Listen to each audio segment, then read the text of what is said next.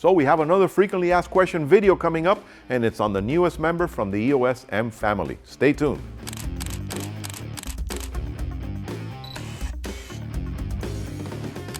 So if you've seen one of our frequently asked question videos, you know how this works. But if you're new to the channel, let me explain it. Basically what we're going to do is we're going to pick a product. Here it happens to be the EOS M50, and we're going to choose 10 of the most popular questions that are asked on the internet. We scour it. We go through Amazon questions, customer service questions, emails that customers send us, and we pick the 10 questions that most people are asking about this new EOS M50. So without any further wait, let's get on with question number 1. So, does EOS M50 feature internal time-lapse capability? Yes, it does. That's become a fantastic feature with most of Canon cameras. Let me show you how easy this is to set up. Okay, so let's set up the internal time-lapse mode in the M50 here. Remember, you have to set it to movie mode because it is a movie feature. We're going to hit our menu. Keep forgetting it's a touchscreen. So we're going to scroll down in the first menu to time-lapse movie. And then we're going to go to scene 1, and that's to shoot moving subjects such as walking people. You have another setting, slowly changing subjects such as clouds. And then number 3, which is for shooting slowly changing scenes. But you can also go into custom, and then you can pick your interval shots depending on how many seconds and how many shots you want to do, all the way up to 999. Remember, you better have a really properly fully charged battery and a large enough memory card. Does it offer focus peaking? Yes, it does. And you can even choose the color you want to work with between red, blue, and yellow. Let me show you how easy it is to set up. So let's enable focus peaking, which is a great feature. Thank you, Canon, for including that. Notice that it is in your shooting settings on the 7th folder. Scroll down to where it says manual focus peak settings. And you want to turn that on. And you can even select whether you want the level to be high or low, depending on the lighting situation. And you can actually choose your favorite color between red, yellow, and blue. I'm going to go with yellow because it'll stand out more. Now, in manual focus, you can see the focus peaking color pop up right away in yellow. Notice how easy that is. Is it compatible with EF and EFS lenses? Yes and no. You can't just mount the lens on there, but if you get the EF to EFM adapter from Canon, it opens up a vast array of different lenses for you now. Now you have access to those incredible L series and USM lenses that Canon is renowned for. And if you have your favorite EFS lens, that will work on there also. And guess what? You can even work with third-party lenses without letting anybody know, if you get my drift. But I'll show you how easy it is to work with these. All right, so like I said before, there's a lot of EFM lenses coming down the pike. But if you need a more vast selection, what more can you need than the entire EF and EFS lineup if you use this handy-dandy little adapter from Canon? It's the EOS EFM to EF adapter. So now I can go ahead, and if I want to work with an ultra-wide lens, I can use the 10-18. This has become a very popular lens in crop sensor circles. Great for interiors, vlogging, landscape. But you need a little bit more distance, then of course you can go ahead and jump into the new ultrasonic 70-300. This is a phenomenal lens. This is going to give you that extra oomph that you need for sports and wildlife photography in a nice package with your EOS M50. So how does the video compare with the very popular ATD from Canon? Now remember, the ATD has been their workhorse when it comes to video shooters. It's geared for it. The EOS M50 records an MP4 compared to MOV files on the ATD, which it's better set up for editing if you're doing a lot of post-production work. But you know what? If you're the average video shooter, you're going to love the size and the capabilities of the M50. Plus, remember, you're now stepping up to Ultra HD, first Canon APS-C camera that's offering that feature. So now let's take a look at some video samples shot with both cameras. Easy here, and here's our comparison video between the EOS M50 Mirrorless and the very popular Canon ATD.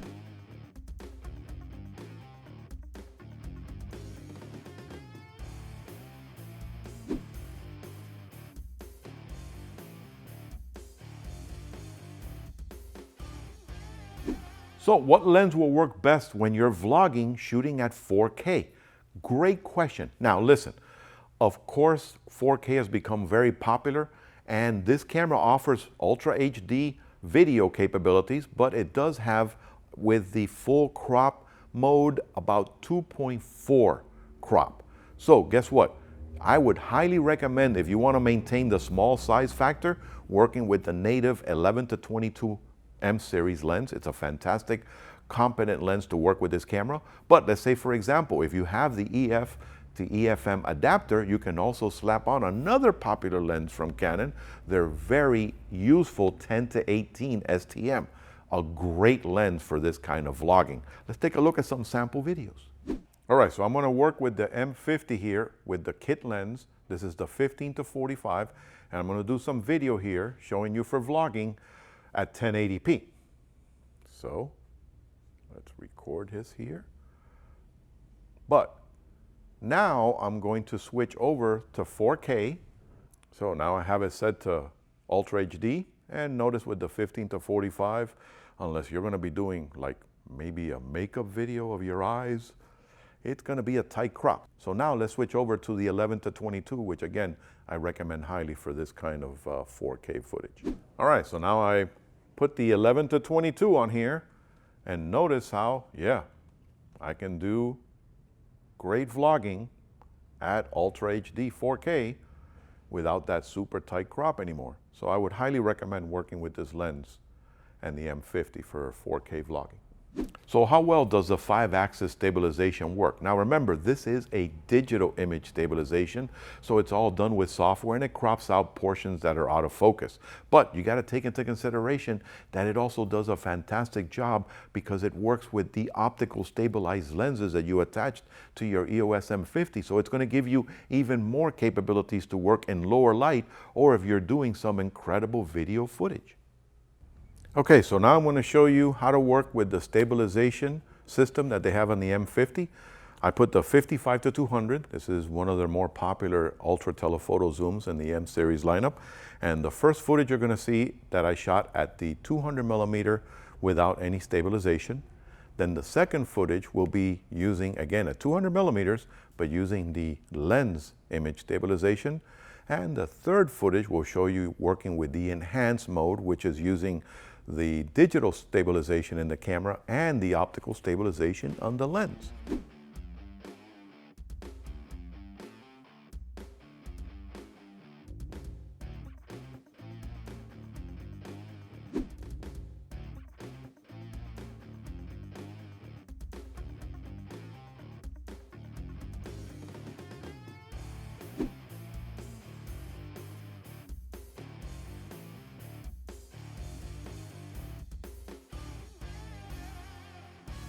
So if I'm shooting at the fastest speed on this camera, which is 10 frames per second, how long can I shoot before the camera starts to slow down? Well, number one, remember, this is a UHS-1 compatible camera. So you have to make sure you get the fastest UHS-1 card that's out there so it has a faster read-write speed. And you want to check out which cards are compatible by going to Canon's website and making sure you buy the proper card so you can do some incredible fast action continuous shooting with your EOS M50. Okay, so let's put this guy to the test and see when it begins to buffer. Remember, we're going to shoot at 10 frames per second. You want to make sure you have your camera set to continuous focus and your continuous shooting mode. Plus, you have to have a fast enough SD card in here. Go to the Canon website and check compatibility with cards, so that way you can get something that shoots at up to 90 megabits per second. But let's try this guy out. So without further wait, let me set my shutter speed so that I can shoot at the fastest possible. And we're ready. Here we go. Still keeping up. There it goes. There it is. So now it starts to buffer. So of course you want to wait till it finishes when it's no longer blinking busy. And so there you have it. 10 frames per second and being able to shoot with the M50. Great for sports photography. So is EOS M50 compatible with Canon's easy wireless flash mode? Not with the built-in flash. Certain cameras like the newest lineup in the Rebel series like the T7i and the 77D allow you to do that with the pop-up flash.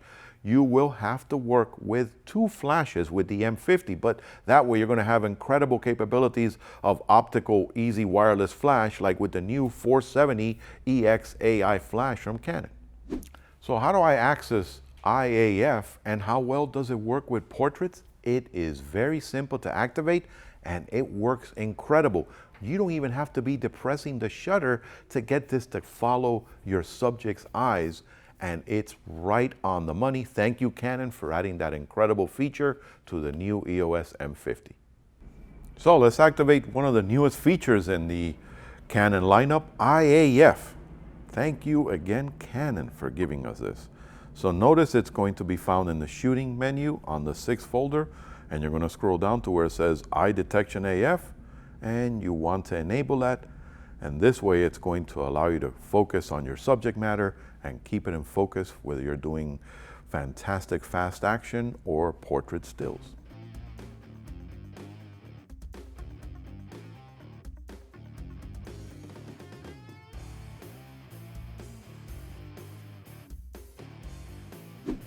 So how well is the high ISO comparing it to other mirrorless cameras? Now let's do a comparison with something very similar in the Sony lineup, the A6300 with the EOS M50. Here comes 400 ISO, and remember we're going to keep going up from there on. So here it is, 400 ISO.